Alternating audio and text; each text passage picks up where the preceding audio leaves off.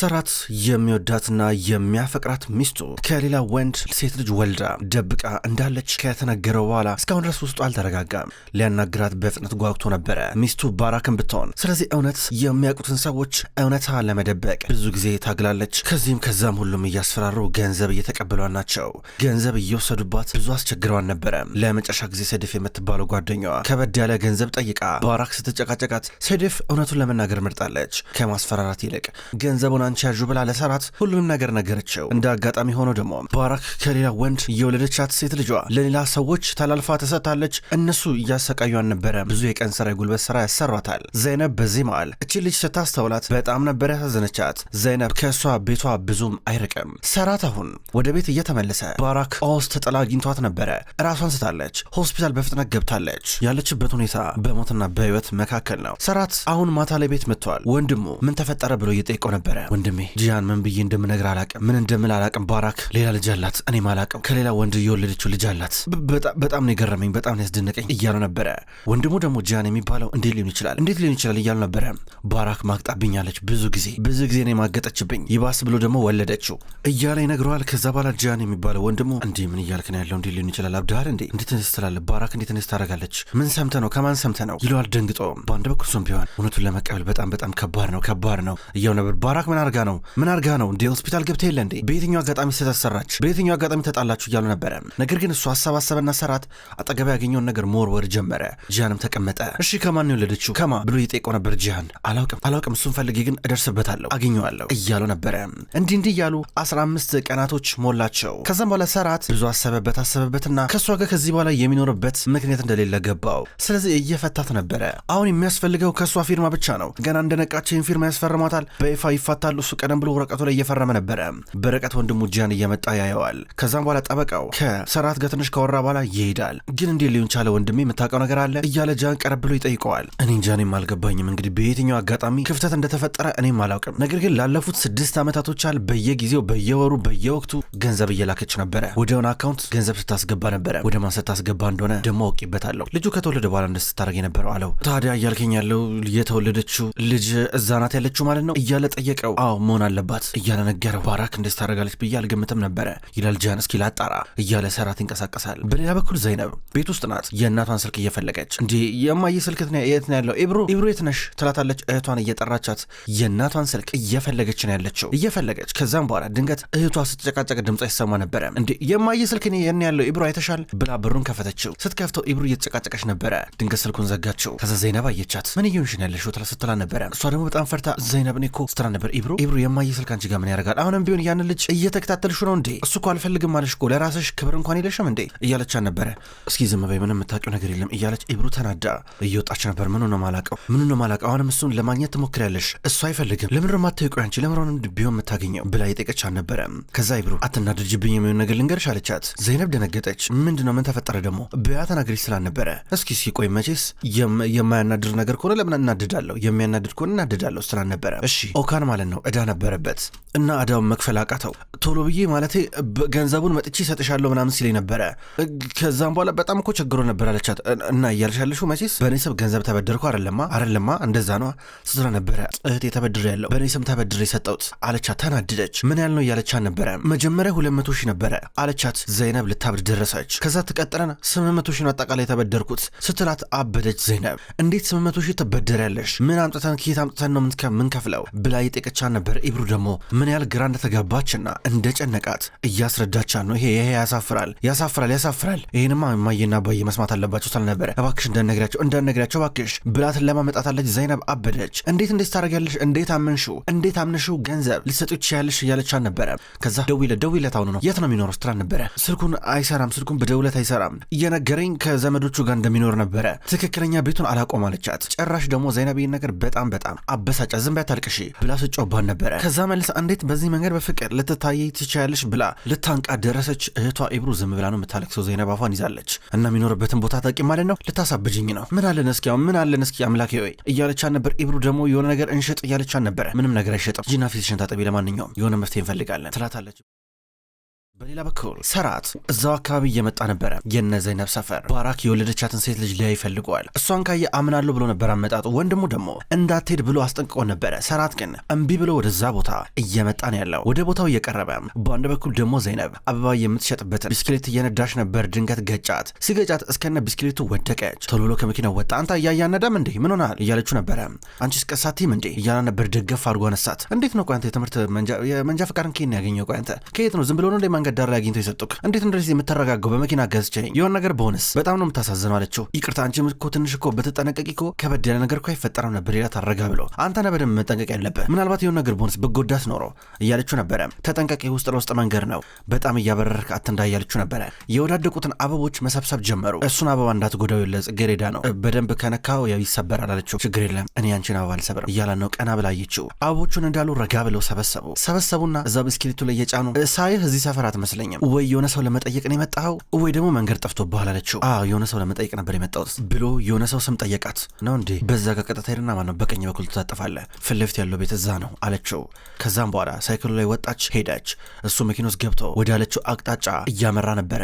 እሷ ወደ ነገረችው ቦታ እየሄደ ነው ያለው። በቀኝ በኩል ታጠፈና መኪናውን አቆመ።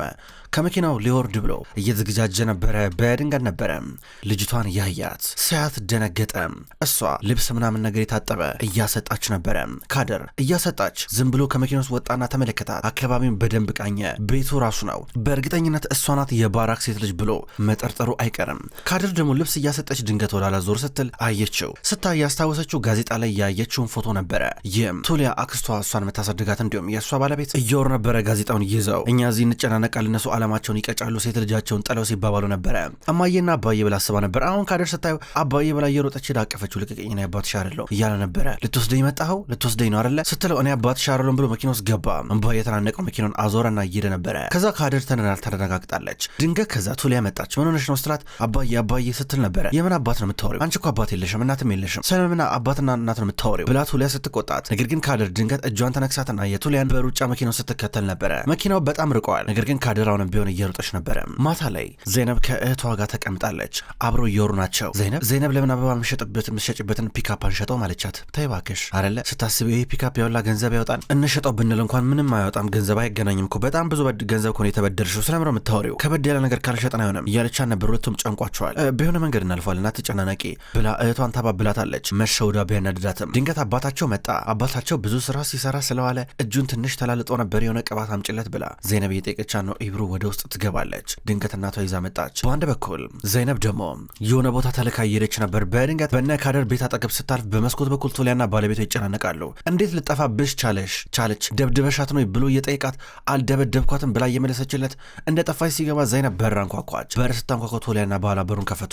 ካደር አመለጠች እንዴ ጠፋች እንዴ ብላ ነገረች ጠየቀቻቸው። ከዛም በኋላ ቱሊያ ኧረ እንደዚህ የሚባል ነገር የለም፣ እሷ ብዙ ጊዜ ነው እንደዚህ ትጠፋና ትመጣለች፣ የሆነ ቦታ ሄዳ ነው ጓደኞቿ ሄዳ ነው አለቻት። እንዴት ነው ትንሽዬ ልጅ ጓደኞቿ ጋር በዚህ ሰዓት የምታመሸው? ምን ማለት ነው እናንተ ትንሽ ጭንቀት የሚባል ነገር የላችሁም እንዴ? ምን ማለት ነው ገና ሕፃን ልጅ እኮ ናት እያለች ነበር። ባሏ ደግሞ ቱሊያ በቃ ከመጣች ደውይና ሳወቅኝ እሺ እኔ ልፈልጋት ብሎ እየወጣ ነበረ። ዘይነብ እየተናገጠች ነው። ቱሊያ አየችውና በሩን ፊቷ ላይ ዘጋችባት። ታሳፍራላችሁ እያለች ዘይነብ ትሄዳለች። በአንድ በኩል ካደር እንዲሁ እየዞረች ነው። እንዲሁ ሰፈር ለሰፈር እየዞረች አባቴ በዚህ ጋር ብሄድ ብላ እየገመተች ነበረ። ድንገት አባቷ በርቀት እየመጣየችው ተደበቀችበት። እሱ ስልክ እያወራ በመንገዱ አጠገብ አለፈ።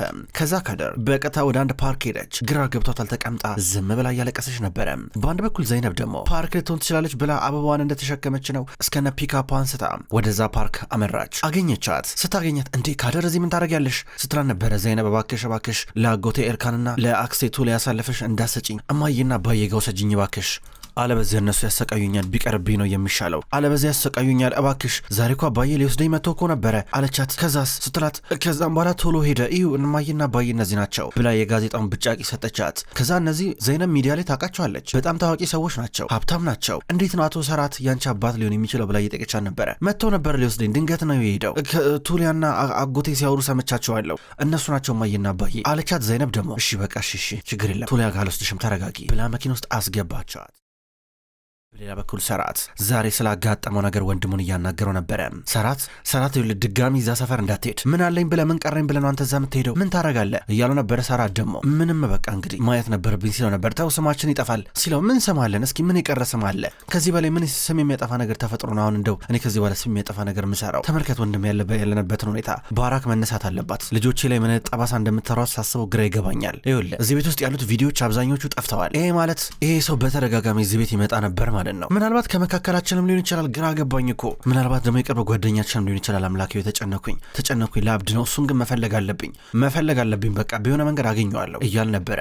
በተለይ ደግሞ ይህን ቅሌት በተመለከተ ሁለቱ ሴት ልጆቹ እንዳያውቁበት በጣም ሰክተዋል። አንደኛዋ ሴት ልጅ መኝታ ክፍል ሆና እያለቀሰች፣ ሌላኛዋ መታ ልታባበላት እየሞከረች ትንሽ ተጨቃጨቁ፣ አልተግባቡም። ከዛ ጥላት ሄደች። ዘይነብ በሌላ በኩል አሁን ህፃኗን ይዛት እቤት መጣች። እቤት ከመጣች በኋላ እዛው መኪና ውስጥ ናቸው። ከዛ ገና ከመውረዳ ቱሊያ እየመጣች ነው። ዝም ብላ የዘይነብን መኪና ታፈጥበት ጀመረ። ይህን ጊዜ ዘይነብ ቱሊያ ልትጋፈጣት ስለምትፈልግ ነበረ ወዲያው እሷን ውረጅ እያለቻት ከመኪና ካደር ደግሞ ቱሊያን ስተተባክሽ ካየችኝ ትወስደኛለች፣ ደብቂኝ አለቻት። ከዛ ዘይነብ አማራጭ አጣችና ቢሆነ ሸራ ነገር እየሸፈነቻት ነው ቱሊያ። ከዛ ወገቧን ይዛ ዝም ብላ ታያቸዋለች። እሺ ዘይነብ እንዴት ነው ካደርን አገኘሻት እንዳለቻት፣ እንጃ የትም ልትገኝ አልቻለችም፣ እስካሁን ድረስ አላገኘኋትም አለቻት። ዝም ብላ ቱሊያ ሸራውን አየችው። የሆነ ነገር እንደተጠቀለለ ገብቷታል። ዝም ብላ ሸራውን አይታ በጥንጣሬ ገልመጥመጥ አርገው ዞር እያለች ነበረ። በጣም ነው የተጠራጠረችው፣ ግን ደግሞ እንዲህ ነው ብላ መናገር አትችልም። ከዛም በኋላ ትታት ዞር አለች።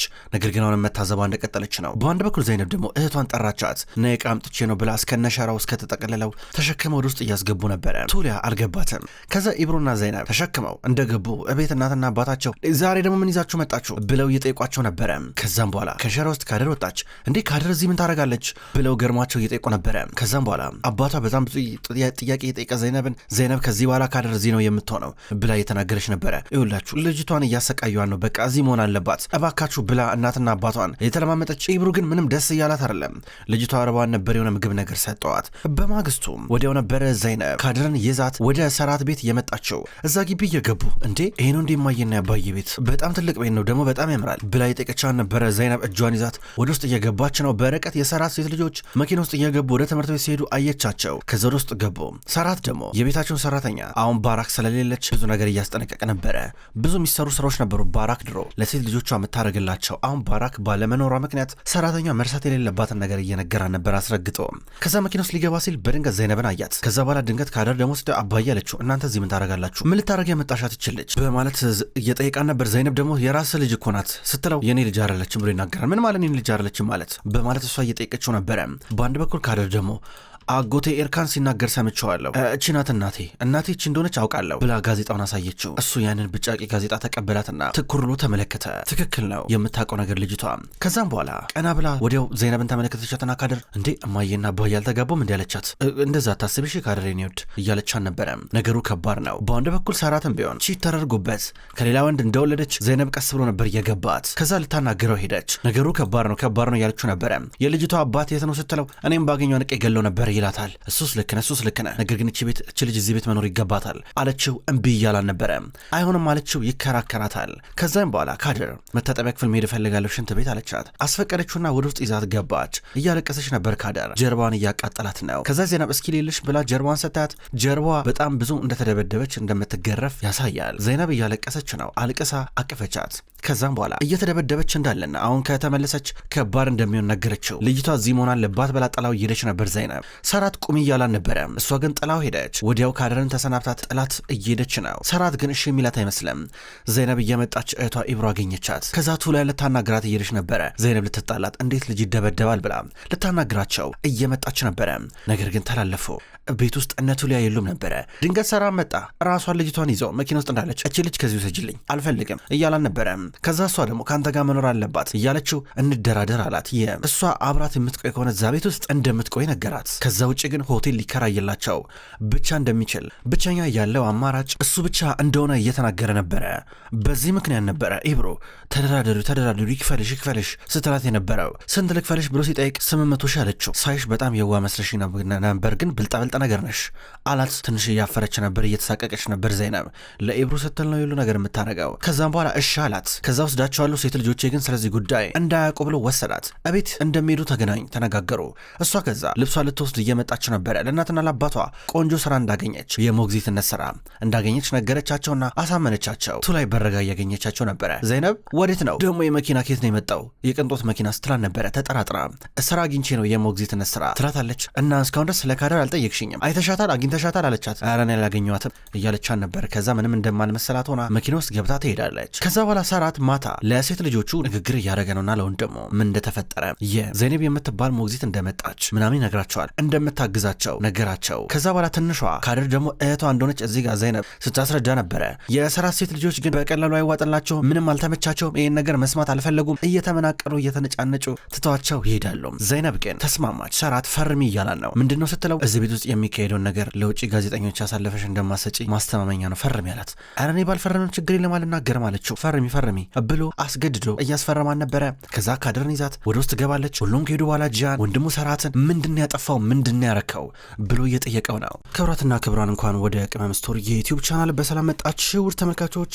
በዛሬው ዕለት ወደ እናንተ የታመሙ አበቦች የሚሰኘው ድራማ በዚህ መልኩ ወደ እናንተ አርሻለሁ። ክብራን ተመልካቾች ቅመም ስቶሪ የዩቲዩብ ቻናል ከዚህ በኋላ የታመሙ አበቦች የሚሰኘውን አስገራሚ ደስ የሚል የፍቅር የቱርክ ድራማ ወደ እናንተ ይዞ ይመጣል። ቀኑን ጠብቄ እኔ ወደ እናንተ አደርሳለሁ። ውድ ተመልካቾች በቅጠል ቲቪ ዩቲዩብ ቻናል በሌላኛው ደግሞ ዩቲዩብ ቻናላችን ዘውድ እንዲሁም ሰወረጅ የሚሰኙ አዳዲስ የቱርክ ድራማዎችን ወደ እናንተ አደርሳለሁ። አቀራረቤ የተመቻችሁ የወደዳችሁት ክብራን ተመልካቾች እዛም እየገባችሁ ሄዳችሁ እንድትመለከቱ በትህትና ጠይቃለሁ። የታመሙ አበቦች እንዲሁም ሌሎች ተከታታይ ድራማ ክፍሎች በቀጣይ ወደ እናንተ ይደርሳል። በቀጣይ በአዲስ ቪዲዮ እስከምንገናኝ ድረስ በያላችሁበት መልካም ቆይታ ይሁን።